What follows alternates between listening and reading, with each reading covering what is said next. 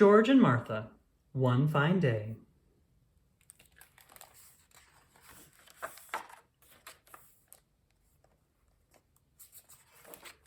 Written and illustrated by James Marshall.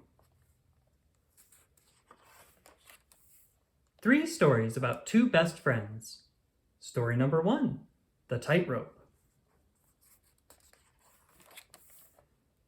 One morning, when George looked out his window, he could scarcely believe his eyes.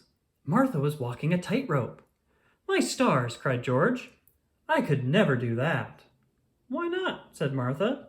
"It's tons of fun."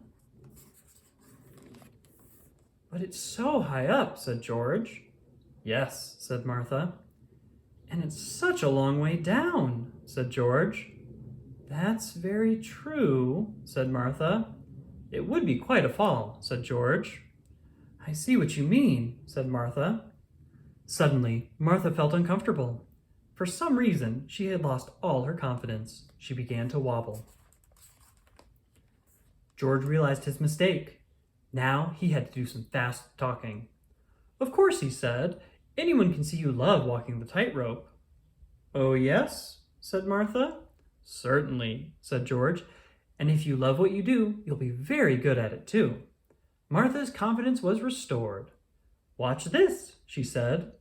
Martha did some fancy footwork on her tightrope.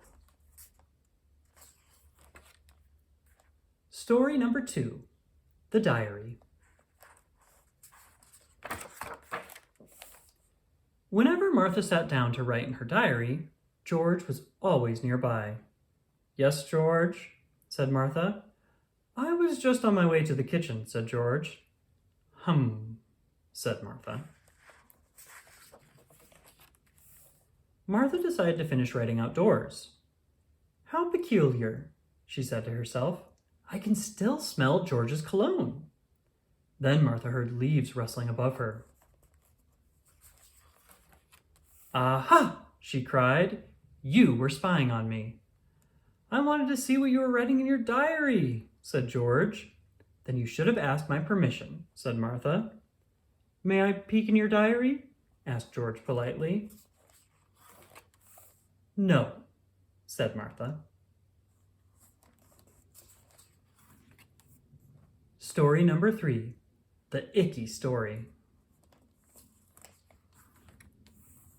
At lunch, George started to tell an icky story. Martha strongly objected. "Please, have some consideration," she said. But George told his icky story nevertheless. "You're asking for it," said Martha. When Martha finished her lunch, she told an icky story. It was so icky that George felt all queasy inside. He couldn't even eat his dessert. "You're the champ," said George. "Don't make me do it again," said Martha. "I won't," said George.